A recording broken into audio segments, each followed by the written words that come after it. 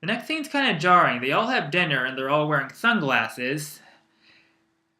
And while they're eating, we see the ghoulies popping out of the food and eating it. Now, I don't know if the sunglasses are just that dark, because I distinctly remember one of the characters saying that they couldn't see anything, or it could just be that it's just magic and they're just part of the ritual so they can't really see what's going on. Although it's kind of cute the way they're popping out and making all these little vocal noises, but one of them's drooling and, well, anyway, after putting all his friends in trout and making Rebecca look like wearing some sort of spider dress, I don't know, think of what Lydia Dietz wore in the movie Beetlejuice. He starts smothering all these words. I don't know if they're real or just made for the movie. And as they chant all the words, outside we see a grave slowly rising. Earlier in the film, Jonathan had seen it and had wondered about it, but that was all we saw of it for the time. But as we see it further rise, we see a name imprinted on it: Malcolm Graves, Jonathan's father. Then the ritual finally ends with them all screaming at the top of their voices. Or I should say lungs, that'd be a better word. And once this little, orgasm, of spontaneous burst of emotion, something. After this happens, we see the zombified Malcolm rise from the grave. And after screaming and examining himself, he pulls himself up, and he summons some ghoulies and declares him the true master and that he's returned. Jonathan retires for the night, as do all their guests. Now, this is where the movie delivers what we wanted to see: little monsters killing people. Throughout, as the guests wander, they get attacked. They're simultaneously attacked by the ghoulies, and one gets off by Malcolm himself. It's kind of grisly. I mean, we get people getting their throats torn out, their faces bitten, and then one gets a tongue wrapped around his neck until, I guess, he suffocates, cuts into it. Well, while this carnage is going on, Rebecca finally awakes from her slump, and her trance slump, practically the same thing, that she was depressed for most of the time, especially with her boyfriend going all evil. And then during one part of the rampage, one of the ghoulies scares her, and she falls down the stairs with a "Why, Jonathan, why?"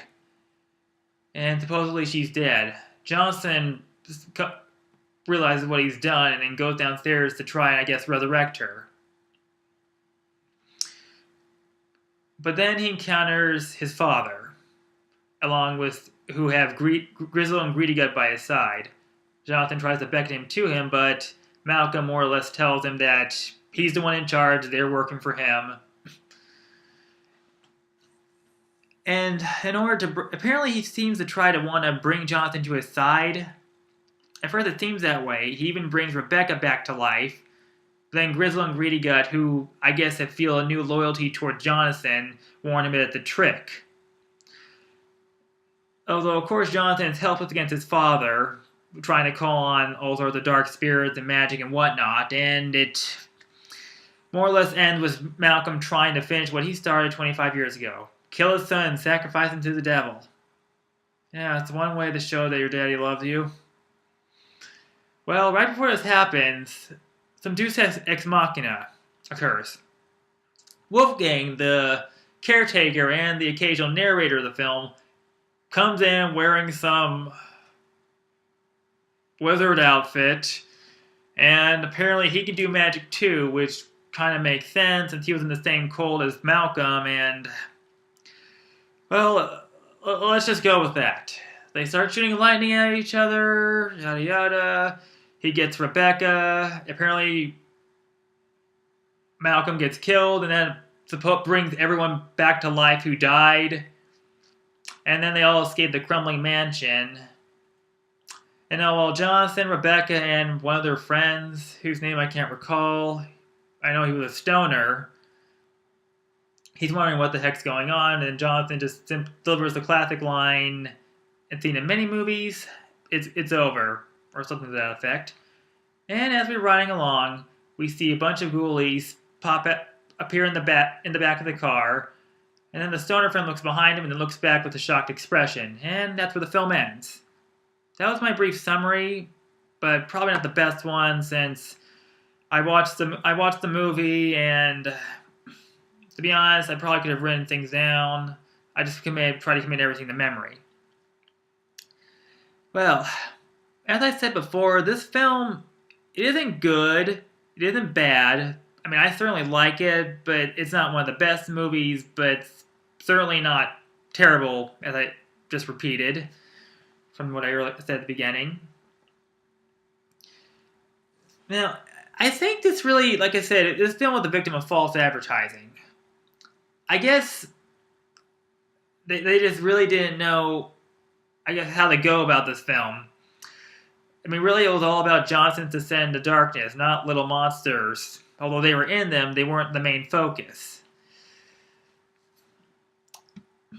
I guess, personally, how I would view it, I would view the Ghoulies kind of representing the darkness that's slowly overtaking Jonathan. Because as he starts to get more and more into it and more possessed, more Ghoulies start showing up. And when Malcolm shows himself, the whole place is overrun with them. And just in case you're wondering, the toilet scene, now, as I've shown you, the Ghoulies popping out of the toilet, which would imply that there would be a scene where one of them pops out of a toilet and, well, you can pretty much figure out what happens. However, that does not happen. Yeah, during the whole mass Ghoulie summoning, we see one briefly pop out of the toilet, and that's it. Yeah. Well, all I can say about that is apparently I heard it caused some complaints from parents because children who supposedly looked at the poster for this film had trouble being potty trained. And supposedly Charles Band got a lot of hate mail for that because he came up with the advertising. Well, the storyline, well, I think it was as good as it can be. I mean, I personally would have liked to have seen the Ghoulies having more of a presence, or at least, but really, I guess they're needed because I guess the film on its own, just about Johnson, really wouldn't be that interesting. Plus, we need something ugly running around.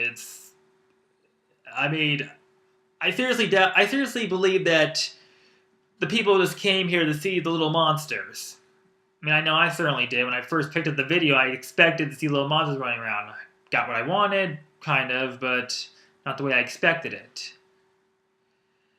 Well, the music, well, okay, I actually liked it. I liked the real opening theme. It had this real archaic, like, dark melody. It's kind of befitting of the film.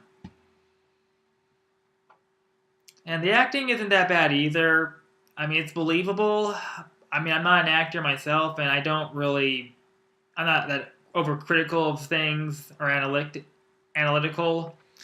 But the acting was just believable, and I didn't think it was bad. Although the whole screaming at the top of your lungs during the ritual was kind of over the top. And also, the puppetry for the Ghoulies themselves, it was okay. I mean, I probably would believe they're monsters. Well, maybe not. It was just as good as it can be. I mean, at the time, I guess they were kind of limited. I mean, with things like this, they only can have only so much money for a budget, and they just went with what they have, and they were actually creepy enough, and the vocals for the monsters were pretty good. I mean, some of them were kind of, cute in their own way. I mean, showed the film to my younger cousin. She thinks the toilet ghoulie is adorable. Well, Personally, like I said, I would check it out. In fact, you could probably get the box set at any online site, or if you're lucky, you could find it at a DVD place or a DVD store. I got this one at a bookstore. Now, like I said, there's 4 films in the series. Personally, my favorite's the second one. Was this one the first one, and in close second. 3 and 4, well, that's kind of where things get weird as they become more comedic. But really, I suppose I would have to talk about those another time if I could get the movies online or if I had the DVDs to those films. But since I don't, more than likely the next one I review will be Ghoulies 2 since it's in the same box. Well, thank you for watching, and I hope you enjoyed. If you have complaints or would like to criticize the way I've reviewed this, there's comments.